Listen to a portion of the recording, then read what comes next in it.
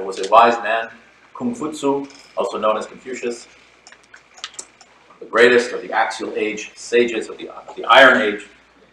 He said, and I love this quote from him, "Tradition civilizes us, education perfects us." There's incredible profundity in that statement.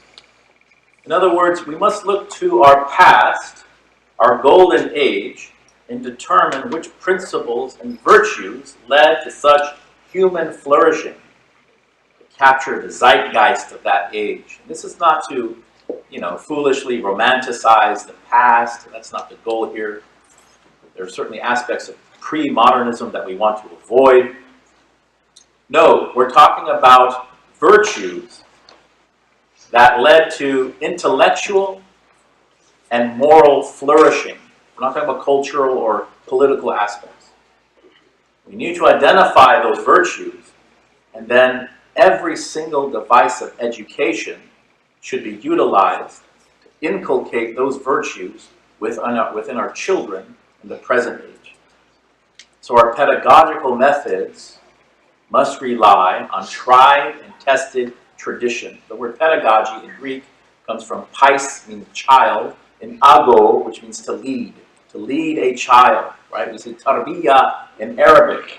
Rabba, yurabbi means to guide someone in stages, right? Allah subhanahu wa ta'ala is Rabbul Alameen. He's the one that takes care of us in stages. Your parents are a type of arba, a type of lords, lowercase l. Kama rabbayani saghira, right? That's what we say. The dua that Allah subhanahu wa ta'ala taught us in the Quran, have mercy on me, have mercy on them. Irhamhuma kama rabbayani saghira, as they raised me up in childhood. So tarbiyah is very important. This is why Hadith al-Rahmah, which I have here on the slide in English, the Hadith of compassion from Musnad Ahmad, is the first hadith that Muslim children learn according to traditional Islamic curriculum. Rahmah is the greatest virtue. Ar-Rahimuna yarhamuhum ar-Rahman, irhamu man fil ard, yarhamukum man fis sama. Kama qala alayhi salatu wa salam. Underline the word compassion. The most compassionate shows compassion to those who show compassion. Show compassion to those on earth, and the one in heaven will show you compassion. Compassion, compassion, compassion, compassion, compassion. This was chosen by our ulama because they want to drill into the mind of the child that compassion is indeed the greatest virtue. So the ulama, they looked back at the Prophet ﷺ, who was a paragon of virtue, who said, "Ana Nabiyyur Rahma," I am the Prophet of mercy. "Ana Rahmatun Muhda," I am a gifted mercy.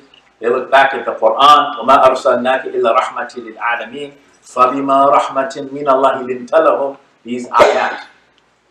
However, in contrast to this Confucian deliberate tradition, as it is called, deliberate tradition, traditional value systems in general are perceived as the enemies of humanity by postmodernists.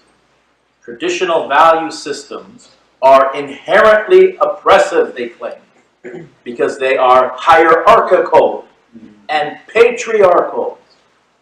So we have to get into these terms. These are the buzzwords, right? You have to understand the nomenclature of the postmodernists. They love these two words, especially the latter one.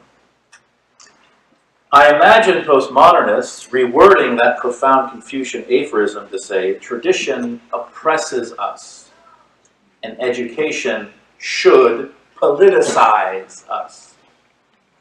Because postmodernism and politics are inextricable, cannot be separated. I'll come back to this idea. This postmodern revolt against tradition has now actually infected our popular films. So hypocritical Hollywood, sometimes called Hellywood, hella weird, with its putrid and shameless culture of transactional sex, prostitution, self-aggrandizement, holds in its hand one of the most powerful tools by which to indoctrinate masses of human beings. I mean, you just think about the popularity of the Star Wars franchise. Tens of millions of people over the last 40 years are obsessed with Star Wars. But ever since Disney has taken over in 2012, Star Wars has noticeably changed its tone. For example, in The Last Jedi, Kylo Ren says to Rey, both millennials, we would call them, quote, "Let the past die. Kill it if you have to," end quote. That is quintessentially postmodernism. Now, when I say that postmodernism is poisonous to religious traditionalism in colleges and universities, again, I'm referring to Judeo-Christian Islamic tradition, the Abrahamic faith tradition. Okay. Abraham is pronounced Avraham in Hebrew. It literally means father of many nations, right? Ab, alif, ba, abun means father. The word for father in Greek and Latin is pater. Abraham is the patriarch of our religion. Millata abikum Ibrahim. Right? It is the tradition of your patriarch, your father, Abraham. Isa alayhi salam is quoted to have said in the New Testament in Greek, "Etekna tu Abraham ete, ta erga tu Abraham apoyete an." He says to the Pharisees, if you were truly Abraham's children, you would do the works of Abraham. So when you hear postmodernist professors of the social sciences rage against the oppression, tyranny, and eventual overthrow of the patriarchy, the rule of the father, now you know who they're talking about. It's Abraham, Ibrahim alayhi salam, who was called the friend of God in the Tanakh, the Hebrew Bible, in the New Testament, and in the Quran. Aleister Crowley, who's the famous Satanist, he said this in the early 20th century, he said, we are moving away from the age of the patriarch and into the age of Horus, as he called it, the age of the child.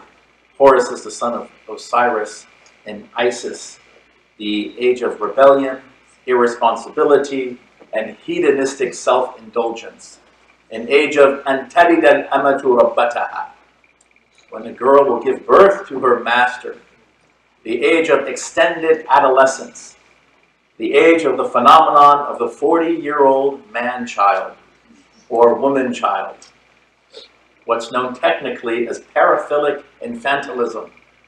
Check this out. There's actually an entire subculture of adults who choose to live as children. This is also called age play. The most famous example, a 52-year-old man recently in Canada with 7 kids decided to leave his wife and children to live as a 6-year-old girl. He has pigtails, he wears dresses, right? This is what's happening. You also have an entire subculture of adults living as dogs. It's called pup play. And what a surprise, the vast majority are homosexual men, smelling each other's behinds. I try not to use the word gay. I don't allow people to pressure me into using politically correct language unless I want to. Gay has a good meaning. I will not equate it with sexual perversion. The word gay is found in iconic Christmas songs. Deck the halls. Don we now our gay apparel. When I was a kid, we watched reruns of the Flintstones, right? We'll have a gay old time. Christmas and children have nothing to do with sodomy. I will not associate the two. So this is an age of shamelessness, of doing what thou wilt, which is, of course, again, the credo of Crowleyan Satanists. It's interesting, there's a hadith in the Arba'in of Imam Nawawi. The Prophet ﷺ says, I'm going to tell you something that every prophet told his people. إِذَا لَمْ تَسْتَحْيِي فَاسْنَعْ مَا شِئْتَ. If you have no shame, then do what thou wilt. Right? So it's not, okay, I don't have any shame, I'll do it. No. The point is, you have to have shame. You can't do what thou wilt. Now, with that said, imagine an 18-year-old Quran and Sunnah believing student entering into these institutions. Institutions that have literally declared ideological warfare on Abrahamic morality. What do you expect will happen to his faith? if he is not prepared for the intellectual battlefield. He will be ripped apart, chewed up, and spit out.